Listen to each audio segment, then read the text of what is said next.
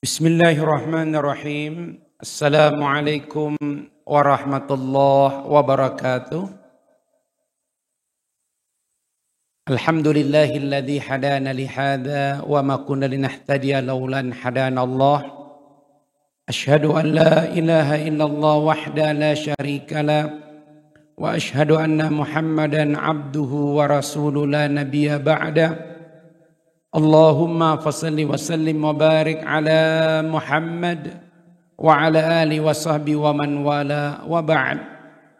Faqala ta'ala ya ayyuhalladzina amanu taqullaha haqqa tuqatih wa la tamutunna illa wa antum muslimun. Jamaah salat tarawih yang sama-sama dicintai Allah, terutama orang-orang tua kita yang sampai saat ini masih membersamai kita di masjid ini. Kita doakan mereka semua sehat walafiat. Begitu pula orang-orang tua kita di kampung, dimanapun mereka berada. Semoga tahun ini Allah ikut menyempurnakan niat Ramadan mereka menjadi Ramadan terbaik di tahun ini. Amin. Di ujung memasuki 10 hari terakhir Ramadan, ada satu hal yang harus kita waspadai, jangan sampai ini kemudian menjadi fitnah, yaitu bab harta. Itulah sebabnya tema kita pada malam hari ini adalah fitnah harta di ujung Ramadan.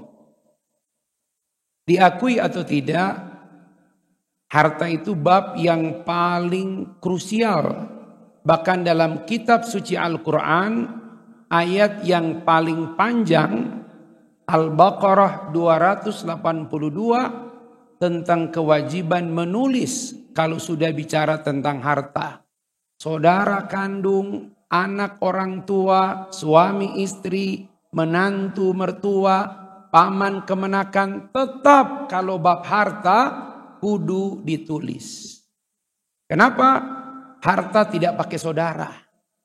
Harta tidak mengenal anak sama bapak. Itulah sebabnya hati-hati bab ini. Hati-hati bab ini. Kata Rasul, la tazulu qadama 'abdin fi yaumil qiyamah hatta yus'alu an arba'. Tidak bergerak telapak kaki seorang hamba di hari kiamat kecuali ditanyakan kepadanya 4 perkara. Dan perkara yang paling sulit itu adalah an malihi, min aina iktasabah, dari mana kamu peroleh, wa fima anfaqah, dan kemana kamu belanjakan. Hati-hati. Kemarin Kejaksaan Agung mengumumkan ternyata salah satu sumber masalah kelangkaan minyak goreng itu adanya izin ekspor. Dan ternyata itu kong kaling kong. Langsung 4 orang. Diantaranya Dirjen Kementerian Perdagangan. Berat. Secara umum, Al-Quran menyebutkan harta itu dengan bertingkat-tingkat. Mulai dari yang paling soft, yang paling lembut, sampai yang paling menakutkan. Pertama, Quran menyebut dengan bahasa al-malu wal banun zinatul hayatid dunya. Harta dan anak adalah perhiasan kehidupan dunia. Coba antum buka begini. Ini jari nih. Ya, kalau ada cincin, lebih indah enggak? Laki itu biasanya suka pakai cincin. Dulu zaman batu, hanya kaki yang tidak pakai cincin. Ya, lewat zaman batu itu. Antum buka lagi sedikit ke bawah. Ada apa ini? Ya, coba lihat. Jam tangan. Makanya kalau sholat, jam tangan jangan pakai di kanan. Taruh di kiri, supaya kalau sedekap ketutup. Kalau tidak, imam kepanjangan, antum ngelihat jam antum. Masya Allah. Ini dulu waktu di, Masya Allah. Ganggu. Apalagi yang tahiyat. Jangan taruh di kanan. Jamnya gede, 2 lagi mutarnya. Yang satu lihat, ini jam apa meteran PDAM? Masya Allah. Harta adalah perhiasan. Coba antum dari awal Ramadan sampai hari ini, angkat tangan, Ustadz beri hadiah. Ya, hadiahnya Quran, voucher, umroh 500.000. Angkat tangan, ini di masjid, nggak mungkin Ustadz bohong. Habis ini antum temuin Ustadz. Angkat tangan antum yang dari hari pertama sampai tadi pernah ngajak istri ke toko. Pelit, pelit, pelit, pelit, pelit, ya Allah. Kenapa kita tidak suka mengajak istri ke toko emas? Berisiko. Karena wanita kalau dikasih hati, Masya Allah. Mama mau pilih mana? Cincin? Ibu-ibu ya? Oh Masya Allah. Soalnya ketutup ini, Masya Allah. Ya, wanita itu kalau disuruh pilih, Mama mau mana? Cincin, gelang, apa kalung? Apa jawaban mereka? Itu dia. Itu makanya antum gak mau ngajak dia itu. Kalau istri soleha ditanya mau mana, apa kata istri soleha? Mana yang ayah pilih itu cocok untuk mama. Hari gini minimal ajak. Setahu saya tiap hari nggak ada toko emas tutup, nggak ada. Habis tarawih juga masih buka, Masya Allah. Perhiasan, boleh nggak Ustadz? Boleh. Ya, hukumnya al-ibahah. Ya, seperti itu. Yang kedua, Allah mulai memberikan beban pada makna harta. Apa kata Allah? La tulhikum amwalukum wala auladukum an dzikrillah. Hei, jangan sampai hartamu, anak-anakmu melalaikan kamu daripada mengingat Allah. Tidak sedikit orang belum punya harta, sholatnya khusyuk. Tapi ketika sudah mulai punya harta, takbir aja beda. Orang punya duit, nggak punya duit beda. Orang kalau lagi punya duit, takbirnya Allahu Akbar. Mantap. Coba nggak punya duit, Allahu Akbar.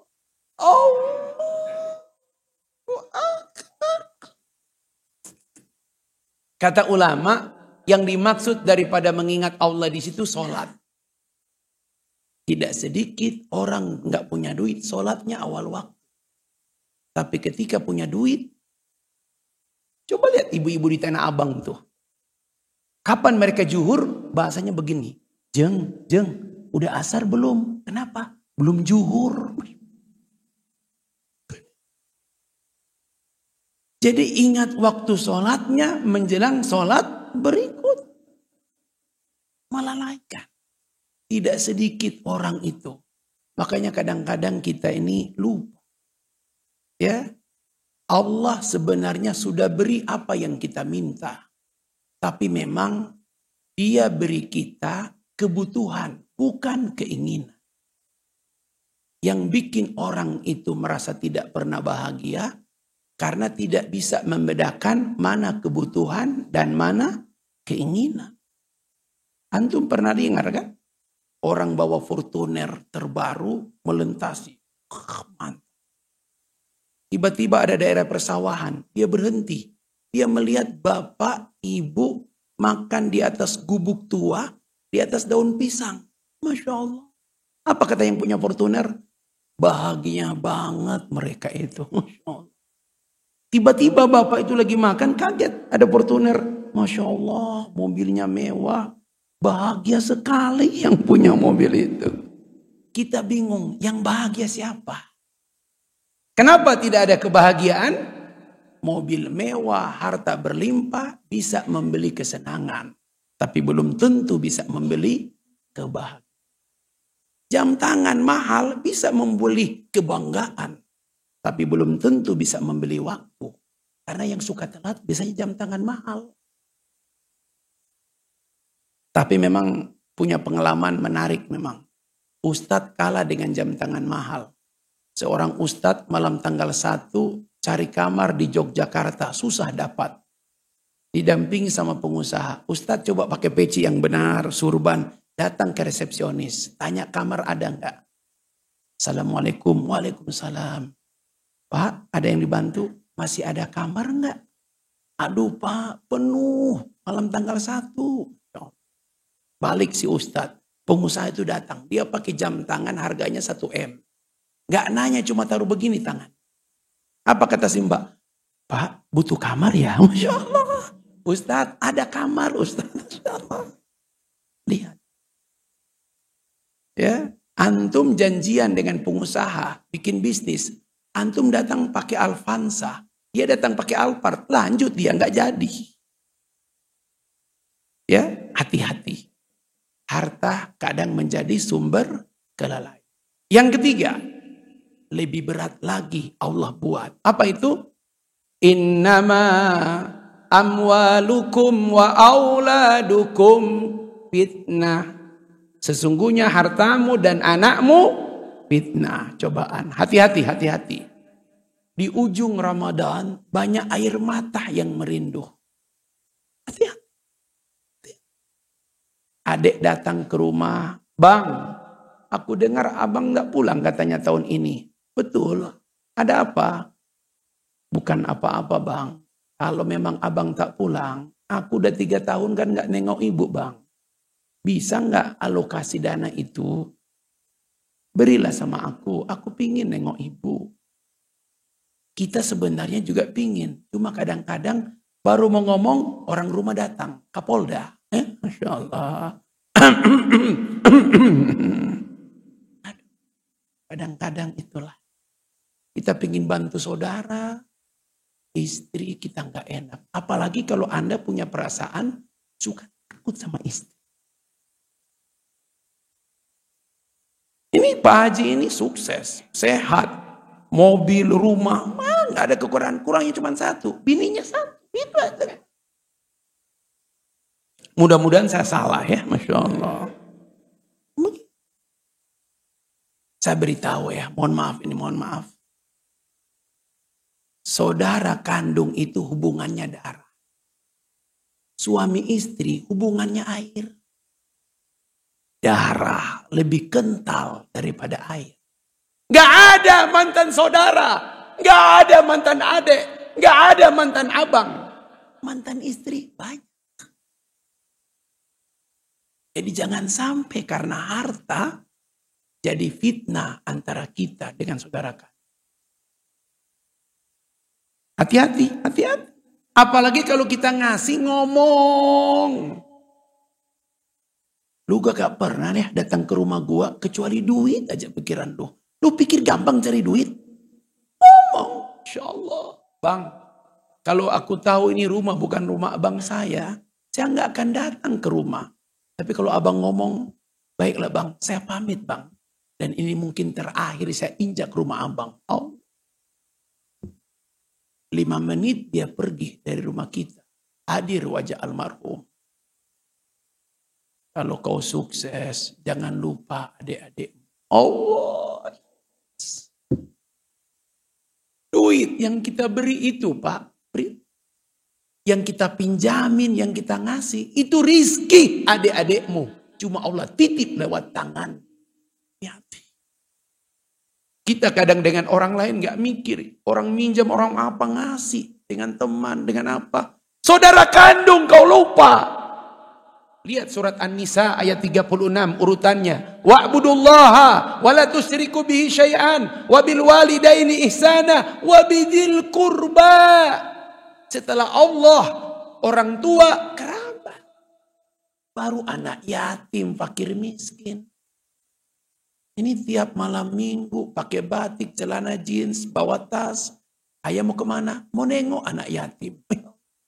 Kok malam minggu terus ya? Curiga gitu. Panggil itu sopir, kau ikut tuh bapak kemana? Pulang. Gimana? Betul bu, bapak ke rumah anak yatim. Masya Allah, suamiku soleh ya Allah. Tapi bu, anak yatimnya masih kecil-kecil. Maknya masih muda. Allahu Akbar. Muda ya Allah. Mamah masih muda ya Allah. Ya Allah. Cuman memang kalau ingin menghilangkan status anak yatim dan janda, memang itu solusinya. Tahun depan mereka tidak lagi mustahik. Dalam penangguhan kita, Masya Allah. Cuma mau gimana ini wajah-wajah penakut ini, Masya Allah. Fitnah ya Allah. Hati-hati ya, hati-hati. Jangan sampai jadi fitnah harta itu. Kalau saudara sudah datang ke rumah, itu dia sudah jual harga dirinya. Minimal, apa kata Quran? Qaulun ma'rufun wa maghfiratun khairum min sadaqatin yathba'uha adza. Kata-kata yang baik, permohonan maaf, lebih baik daripada sedekah tapi nyakitin yang menerima. Saudara, paman, bibi. Ya, jangan sampai jadi fitnah. Tapi Ustadz dulu dia minjam belum balikin. Hei, dengar baik-baik. Kalau ada saudaramu yang minjam duit nggak balikin, ketahuilah itu rizki dia, tapi Allah titip lewat tangan. Harta titipan.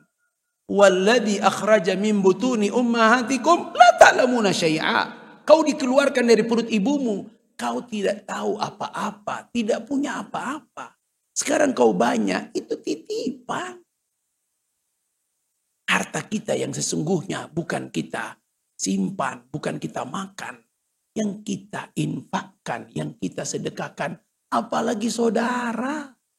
Amanat almarhum, kalau kau sukses, jangan kau lupa adekmu. Kadang orang tua itu minta duit bukan untuk dia. Bang, kalau kau ada rizki, bantu adekmu. Ibu rindu dia pulang. Allah. Kadang memang ibu itu punya hati tertentu pada anak-anak. Kalau kita ingin membahagiakan orang tua, turu adek kita. Tak usah takut dengan Kapolda. Siapkan cadangan kalau perlu. Takbir! Mulai berani ini, Masya Allah. Awas pulang rumah antum ya, Masya Allah. Yang terakhir, jamaah sekalian, ini yang paling berat di Quran tentang harta. Harta sumber penyesalan. Kata ulama Mesir, jika ada kuburan dibuka, waktunya cuma 5 menit untuk menebus kesalahan. Apakah mereka akan sholat? Enggak. Baca Quran? Enggak. Haji? Enggak mungkin. Mereka akan pergi ke kerabat. Ada harta saya tersimpan? Tidak. Kenapa? Tolong sedekahkan. Cuman itu yang. Wa anfiqu mimma razaqnakum. Ya. Infakkan rizki yang kami berikan kepada kalian. Bukan milik kalian. Rizki yang Allah beri. Qabla ayyati, sebelum datang kematian pada salah seorang di antara kalian, walau dia berkata, laula akhartani ila ajalin qarib, sekiranya saja ajalku ditunda, fa asaddaqa, saya pasti bersedekah. Wa akum minas solihin, aku janji aku jadi orang soleh. Tapi apa jawaban Allah? Al-Munafikun 10:11. Wala yuakhirallahu nafsan idza jaa ajaluha. Allah tidak akan menunda ajal seseorang apabila telah datang waktunya. Mohon maaf tadi kerobak lewat ente diam, menyesal ente, Masya Allah. Ya. Ustadz Dadang Khalilullah itu berencana membuat kerobak yang beratnya 40 kilo. Tapi sistemnya elektrik. Gak tahu tuh perkembangannya gimana. Dia gak akan jalan kalau antum gak ngisi. Dan kalau antum gak ngisi bunyi lampu. Pelit. Semua orang lihat siapa tuh pelit. Masya Allah. Semoga jadi tuh kerobak itu. Taruh di As-Sofiyah. Masya Allah. Ya Allah. Kadang-kadang kita malu ya Allah. Kerobak udah depan mata pura-pura tidur. Masya Allah. Cara ngebangunnya gimana? Bapak duit bapak jatuh. Dia bangun Masya Allah. Tapi Pak udah dimasukin ke kerobak. Ya Allah. Kerobaknya udah jalan. Masya Allah. Pak jangan jadi penyesal. Mari. Jangan sampai mall sudah rame. Zakat mal belum beres. Jangan sampai orang tua merindu. Jangan hitung-hitung Pak. Air mata orang tua terlalu mahal. Untuk kau hitung dengan tiket dan sebagainya. Karena setiap hari mobil datang, tit. Semua orang keluar. Dia buka jendela. Oh, anaknya Pak Haji.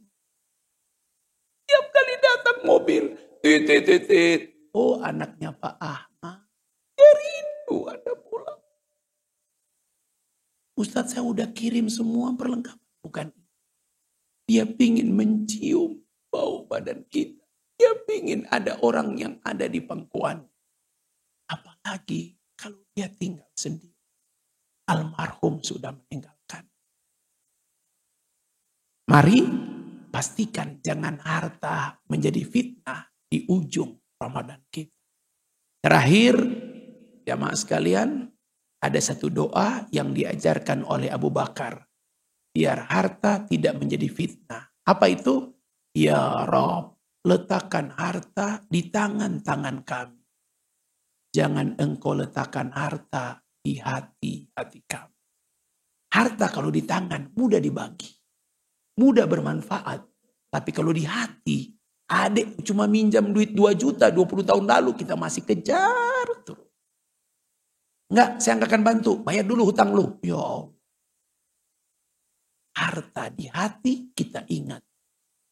Mari mudah-mudahan apa yang Allah berikan pada kita menjadi harta yang berkah. Dan apa yang kita infakkan dibalas Allah dengan pahala terbaik. Allahumma Rabbana taqabbal minna salatana, siyamana, tilawatina, sadaqatina, wa tammim taksirana. Ya Allah, ya Arhamar Rahimin. Ya Allah, jangan kau jadikan harta menjadi jarak antara kami dengan saudara kandung kami. Jangan kau jadikan harta membuat kami tak enak perasaan dengan pasangan kami. Dan jangan kau buat harta, ya Allah, membuat air mata ibu kami menetes merindukan kami. Ya Rob, murahkan rizki kami. Mudahkan kesehatan kami. Biar kami dapat bersimpu di hari kemenangan pada orang tua kami. Rabbana taqabbal minna innaka antas samiul alim wa tub alaina innaka antat tawwabur rahim walhamdulillahi rabbil alamin. Demikian, mudah-mudahan ada manfaatnya. Lebih dan kurangnya mohon dimaafkan. Wallahu muwafiq ila aqwamit thariq. Billahi fi sabil haq. Assalamualaikum warahmatullahi wabarakatuh.